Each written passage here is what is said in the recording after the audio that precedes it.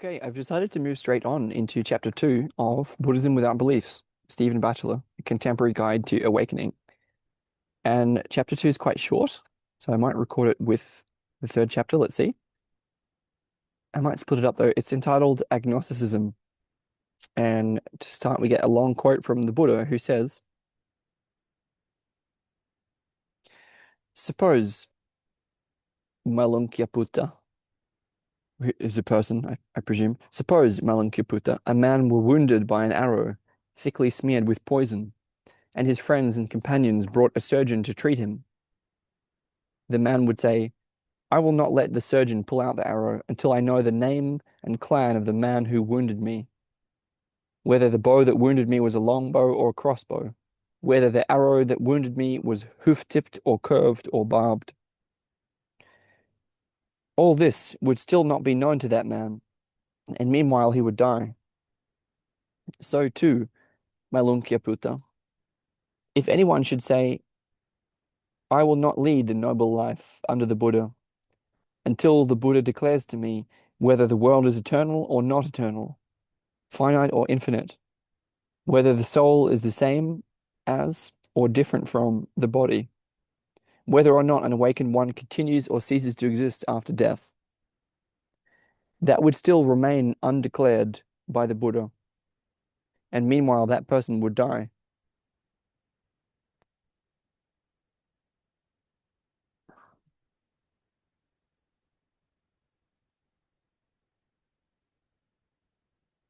Bachelor states, if you go to Asia and visit a Wat in Thailand or Gompa in Tibet, you will enter something that looks very much like an abbey, a church or cathedral, being run by people who look like monks or priests, displaying objects that look like icons, which are enshrined in alcoves that look like chapels, and revered by people who look like worshippers.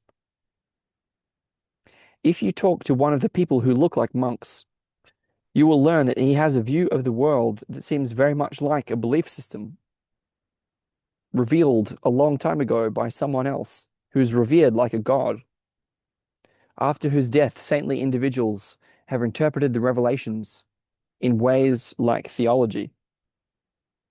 There have been schisms and reforms, and these have given rise to institutions that are just like churches. Buddhism, it would seem, is a religion. Or is it?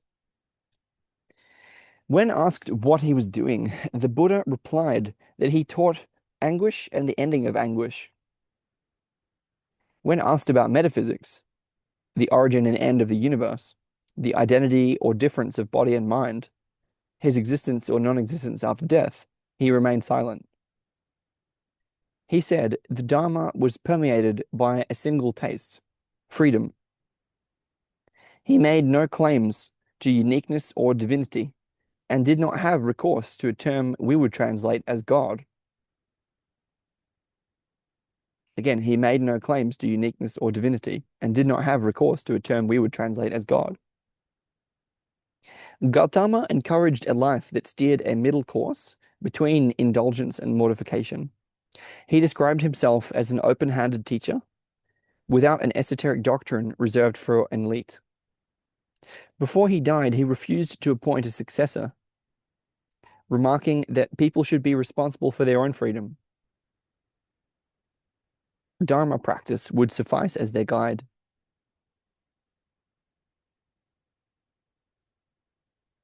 This existential, therapeutic, and liberating agnosticism was articulated in the language of Gautama's place and time, the dynamic cultures of the Gangetic Basin, meaning near the Ganges, I presume. In the 6th century BCE, a radical critique of many deeply held views of his times, he was nonetheless a creature of those times. The axioms for living that he foresaw as lasting long after his death were refracted through the symbols, metaphors, and imagery of his world. Religious elements, such as worship of the Buddha's person and uncritical acceptance of his teachings, were doubtless present in the first communities that formed around Gautama.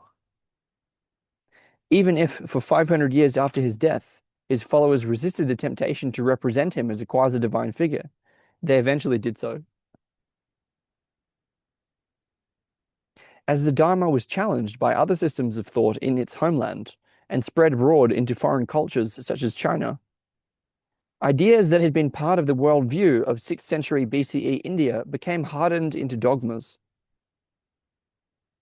It was not long before a self-respecting Buddhist would be expected to hold and defend opinions about the origin and the end of the universe, whether body and mind were identical or different, and the fate of the Buddha after death. Historically, Buddhism has tended to lose its agnostic dimension through becoming institutionalized as a religion, i.e., a revealed belief system valid for all time, controlled by an elite body of priests. At times, this process has been challenged and even reversed. One thinks of iconoclastic Indian tantric sages, early Zen masters in China, eccentric yogins of Tibet, forest monks of Burma and Thailand. But in traditional Asian societies, this never lasted long. The power of organized religion to provide sovereign states with a bulwark of moral legitimacy, while simultaneously assuaging the desperate piety of the disempowered, swiftly reasserted itself, usually by subsuming the rebellious ideas into the canons of a revised orthodoxy. Consequently, as the Dharma emigrates westward, it is treated as a religion, albeit an Eastern one. The very term Buddhism, an invention of Western scholars, reinforces the idea that it is a creed to be lined up alongside other creeds. The Christians, in particular, seek to enter into dialogue with their Buddhist brethren, often as part of a broader agenda to find common ground with those of faith, to resist the sweeping tide of godless secularism. At interfaith gatherings, Buddhists are wheeled out to present their views on everything from nuclear weapons to the ordination of women, and then scheduled to drone Tibetan chants at the evening slot for collective worship. This transformation of Buddhism into a religion obscures and distorts the encounter of the Dharma with contemporary agnostic culture. The Dharma, in fact, might well have more in common with godless secularism than with the bastions of religion. Agnosticism may serve as a more fertile common ground for dialogue than, for example, a tortured attempt to make Buddhist sense of Allah.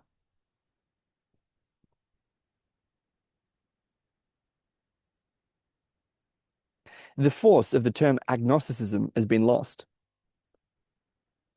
It has come to mean not to hold an opinion about the questions of life and death, to say, I don't know, when you really mean, I don't want to know. When allied and confused with atheism, it has become part of the attitude that legitimizes an indulgent consumerism and the unreflective conformism dictated by mass media.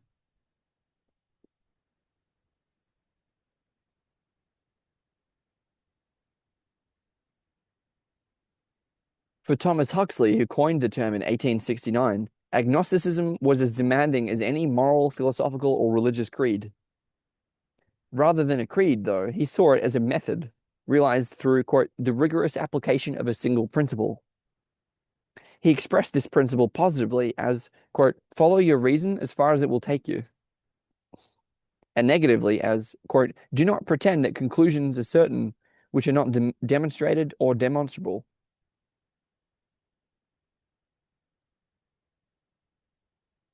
This principle runs through the Western tradition, from Socrates via the Reformation and the Enlightenment to the axioms of modern science. Huxley called it the agnostic faith.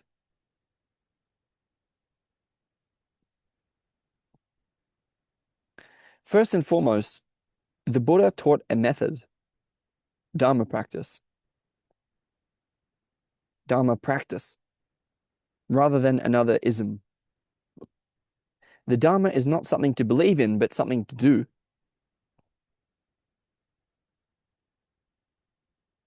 The Buddha did not reveal an esoteric set of facts about reality, which we can choose to believe in or not. He challenged people to understand the nature of anguish, let go of its origins, realize its cessation, and bring into being a way of life. The Buddha followed his reason as far as it would take him, and did not pretend that any conclusion was certain unless it was demonstrable. Dharma practice has become a creed, Buddhism, much in the same way scientific method has degraded into the creed of scientism. Just as contemporary agnosticism has tended to lose its confidence and lapse into skepticism, so Buddhism has tended to lose its critical edge and lapse into religiosity. What each has lost, however, the other may be able to help restore. In encountering contemporary culture, the Dharma may recover its agnostic imperative, while secular agnosticism may recover its soul.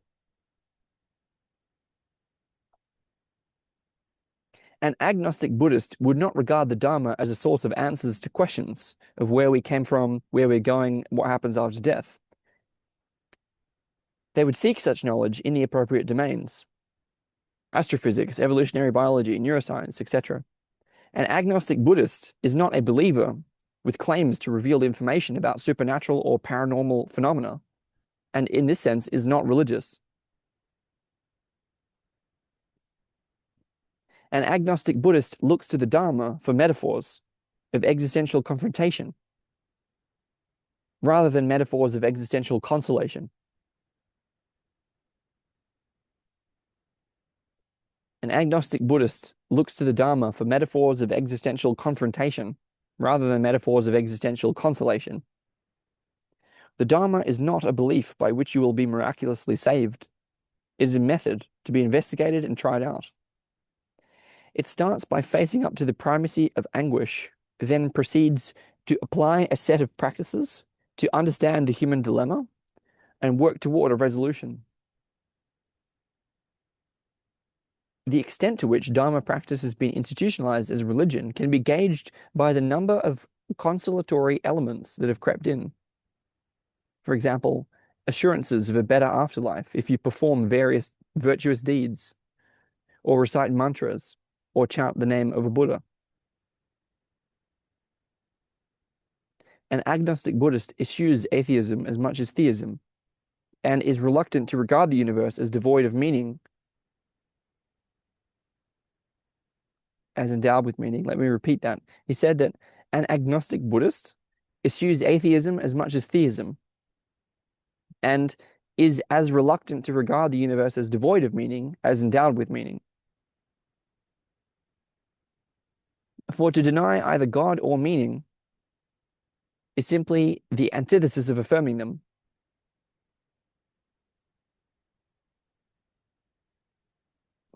Yet such an agnostic stance is not based on disinterest. It's founded on a passionate recognition that I do not know. It confronts the enormity of having been born instead of reaching for it. Sorry, let me say that again. He said, for to deny either God or meaning is simply the antithesis of affirming them. Yet such an agnostic stance is not based on disinterest. It's founded on a passionate recognition that I do not know. It confronts the enormity of having been born instead of reaching for the consolation of a belief. It strips away, layer by layer, the views that conceal the mystery of being here, either by affirming it as something or denying it as nothing.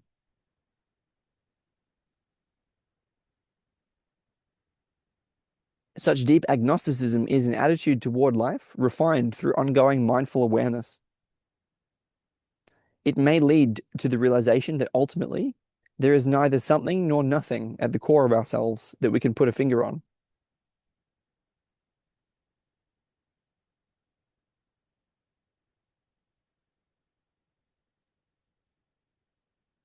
Such deep agnosticism is an attitude toward life, refined through ongoing mindful awareness. It may lead to the realization that ultimately there is neither something nor nothing at the core of ourselves that we can put a finger on.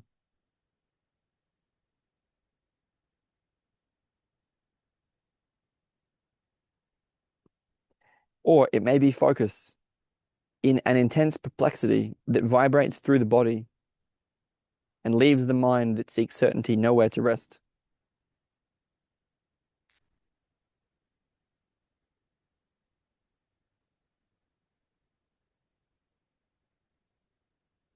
In a famous parable, the Buddha imagines a group of blind men who are invited to identify an elephant. One takes its tail and says it's a rope. Another clasps a leg and says it's a pillar. Another feels the side and says it's a wall. Another holds the trunk and says it's a tube. Depending on which part of Buddhism you grasp, you might identify it as a system of ethics, a philosophy, a contemplative psychotherapy, a religion. While containing all of these, it can be no more reduced to any one of them than an elephant can be reduced to its tail. That which contains the range of elements that constitute Buddhism is called a culture. The term was first explicitly defined in 1871 by the anthropologist Sir Edwin Burnett Tylor as that complex whole which includes knowledge, belief, art, morals, law, custom, and any other capabilities and habits acquired by man as a member of society. This is about the term culture.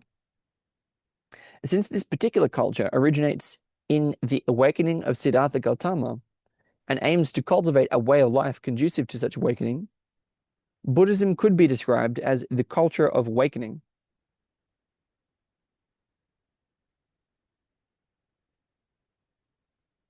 While Buddhism has tended to become reductively identified with its religious forms, today it is in further danger of being reductively identified with its forms of meditation. If these trends continue, it is liable to become increasingly marginalized and lose its potential to be realized as a culture. An internally consistent set of values and practices that creatively animates all aspects of human life. The challenge now is to imagine and create a culture of awakening that both supports individual dharma practice and addresses the dilemmas of an agnostic and pluralist world.